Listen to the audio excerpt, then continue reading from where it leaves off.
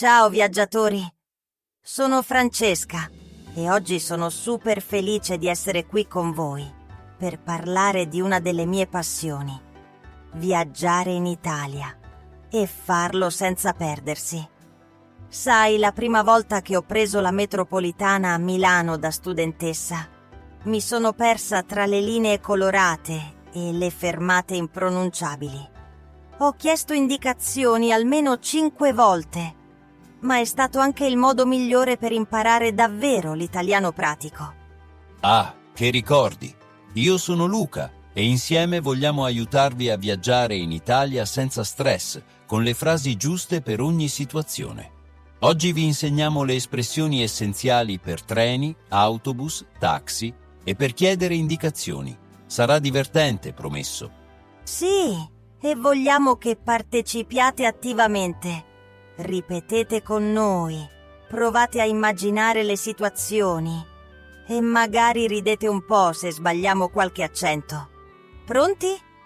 Allora, partiamo. Allora cominciamo con le parole base. Francesca, vuoi iniziare tu? Certo. Allora, ascoltate bene. Treno, autobus, metropolitana, taxi, aereo. Sono le parole che userete ogni giorno se viaggiate in Italia. Ripetete con me. Treno, autobus, metropolitana, taxi, aereo. E non dimentichiamo 2 parole fondamentali: biglietto, che vuol dire ticket, e stazione, cioè station. Per esempio, dove si trova la stazione? Oppure, devo comprare un biglietto. Pensate a una giornata tipo: magari arrivate in aeroporto, cercate la stazione dei treni, comprate un biglietto per il centro. Queste parole vi serviranno subito. E se siete come me, che ogni tanto confondo autobus e metropolitana, basta chiedere: scusi, questo è l'autobus per il centro, funziona sempre. Ok, ora immaginiamo di essere in stazione.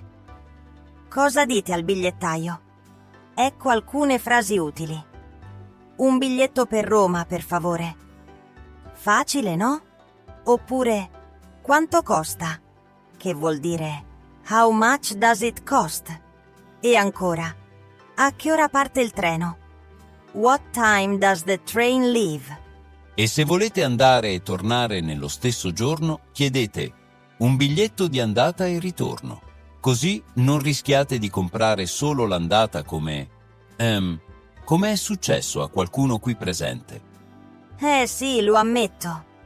Una volta ho comprato solo l'andata per Firenze e poi ho dovuto spiegare tutto al controllore. Meglio essere chiari.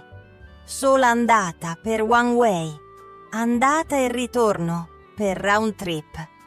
Così evitate figuracce. Adesso, se vi perdete, e succede a tutti, potete chiedere dov'è la stazione, oppure come arrivo al Colosseo. Se volete sapere se è lontano a piedi, basta dire è lontano a piedi.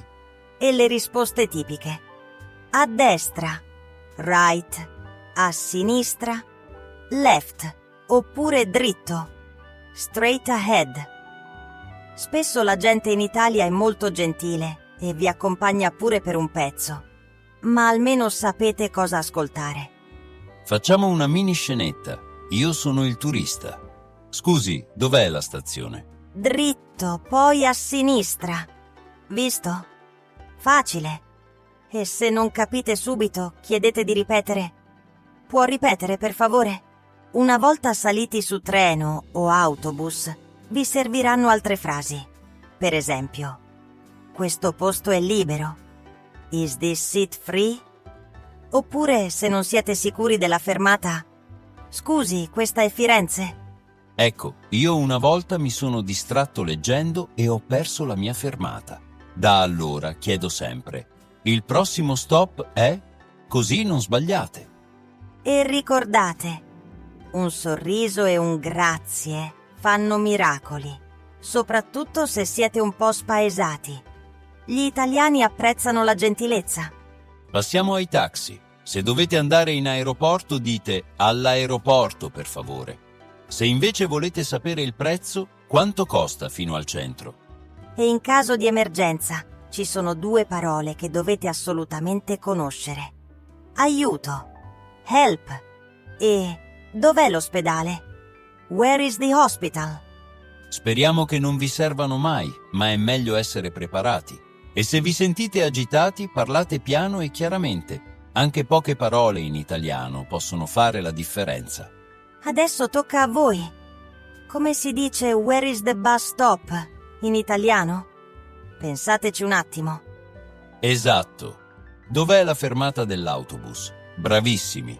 Ora proviamo con a one-way ticket to Venice. Facile, dai. Un biglietto di sola andata per Venezia. Ripetete con noi e se sbagliate nessun problema. L'importante è provare. Facciamo un piccolo ripasso. Se volete comprare un biglietto di sola andata per Venezia, per favore. Se dovete chiedere indicazioni, come arrivo al Colosseo? Proviamo un dialogo veloce. Io sono la viaggiatrice, tu il bigliettaio. Buongiorno, un biglietto per Roma, per favore. Certo, sola andata o andata e ritorno? Andata e ritorno, grazie. Perfetto. Più praticate, più vi sentirete sicuri. E ricordate, anche se sbagliate, gli italiani apprezzano chi si sforza di parlare la loro lingua. Un paio di consigli culturali. In Italia spesso bisogna convalidare il biglietto prima di salire su treni o autobus. Cercate le macchinette gialle. E per la fila, diciamo che la coda italiana è un po' creativa, ma siate pazienti. E poi non sorprendetevi se qualcuno vi attacca bottone sul treno o in autobus. Gli italiani amano chiacchierare, anche con gli sconosciuti. Un buongiorno o che bella giornata può essere l'inizio di una conversazione.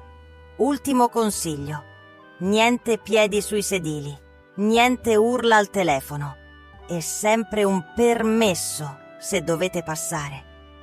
Piccole cose che fanno la differenza. Eccoci alla fine. Ora siete pronti a viaggiare in Italia con sicurezza.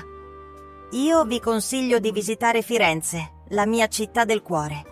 Arte, storia, buon cibo. Che volete di più? Io invece dico Venezia, unica al mondo, e ogni volta che ci torno mi sembra di sognare.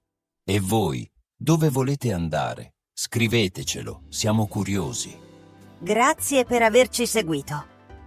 Continuate a praticare e ricordate, ogni viaggio inizia con una parola. Alla prossima puntata, Luca! Grazie Francesca e grazie a tutti voi. Non dimenticate di iscrivervi a Italian Pod. Buon viaggio e ci sentiamo presto?